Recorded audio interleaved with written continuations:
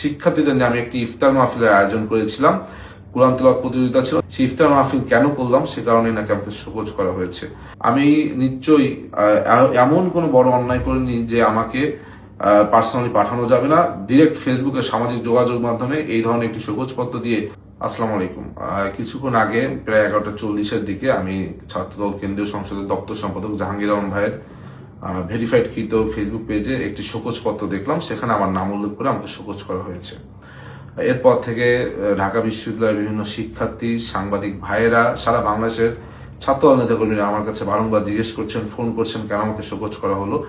যদিও আমি এখন পর্যন্ত জানি না কেন শোকজ করা হয়েছে, এবং আমি কিন্তু তখনই তাৎক্ষণিক এটি যখন পেলাম, কেন্দ্রীয় ছাত্রদল দপ্তর সম্পাদক জাহাঙ্গীর আলম ভাইকে আমি ফোন করে জিজ্ঞেস করলাম, ভাই কি কারণে আমাকে শোকজ করা হয়েছে, সেটাই তো জানি না, উত্তরটা দিব কিভাবে। উনি আমাকে বললেন উনিও জানেন না, কেন্দ্রীয় ছাত্রদলের সেক্রেটারি বলেছেন, প্রেসিডেন্ট বলেছেন, এই জন্যই উনি করেছেন। এবং উনি আমাকে সাজেস্ট করলেন তুমি বরং প্রেসিডেন্ট সেক্রেটারির কাছে জিজ্ঞেস করো। যা হোক, পরবর্তীতে আমি জানতে পারলাম যে গতকালকে 26শে ফেব্রুয়ারি বৃহস্পতিবার ঢাকা বিশ্ববিদ্যালয়ের শিক্ষার্থীদের নিয়ে আমি একটি ইফতার মাহফিলের আয়োজন করেছিলাম। কোরআন তেলাওয়াত প্রতিযোগিতা ছিল। তার পরবর্তীতে আমি শিক্ষার্থীদের সাথে একটি ইফতার মাহফিল করেছি। সেই ইফতার মাহফিল কেন করলাম সে কারণে নাকি আমাকে শোকজ করা হয়েছে।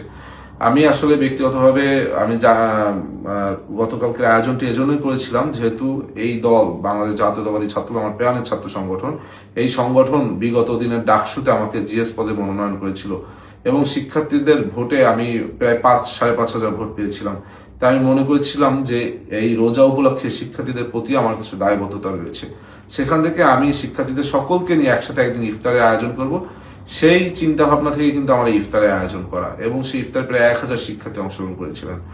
আমি জানি না যে আমি কোনো বড় ধরনের অন্যায় করেছি কিনা, যে অন্যায় কারণে শোকজ পত্রটা শুধু ফেসবুকে আপলোড দেওয়া হলো, এখন পর্যন্ত আমাকে ব্যক্তিগতভাবে জানানো হলো না, বা অবহিত করাও হলো না, বা পাঠানোও হয়নি।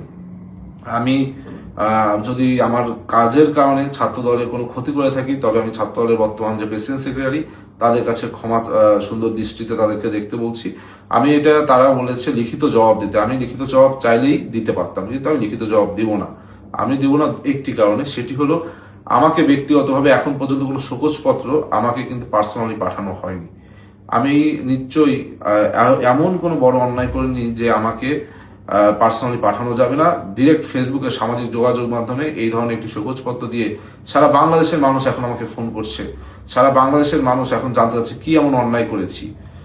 সুতরাং আমি আজকে আর কিছুই বলবো না। আমি কেন আমাকে শোকজ করা হয়েছে এই বিষয়টি জানালাম সকলকে, এবং আমি যদি এই কাজের কারণে, যদি আমার ঢাকা বিশ্ববিদ্যালয়ের শিক্ষার্থীরা, সব থেকে বড় কথা ছাত্রদলের সকল পর্যায়ের নেতাকর্মীরা যদি মনে করে আমি অন্যায়, তাহলে অন্যায় মাথা পেতে নিচ্ছি, এবং এই অন্যায়ের জন্য আমি ক্ষমা প্রার্থনা করছি। আর আপনারা যদি মনে করেন আমার সাথে অন্যায় হয়েছে, এটিও আমি আপনাদের কাছে ভাগ দিচ্ছি। আমি সবসময় মনে করি ব্যক্তির থেকে দল বড়, দল থেকে দেশ বড়। জীবন অবাক না করলে কে করবে? 28% মিল্ক ফ্যাটের অবাক করার সাথে ফ্রেশ মিল্ক পাউডার। জীবন অবাক করুক প্রতিদিন।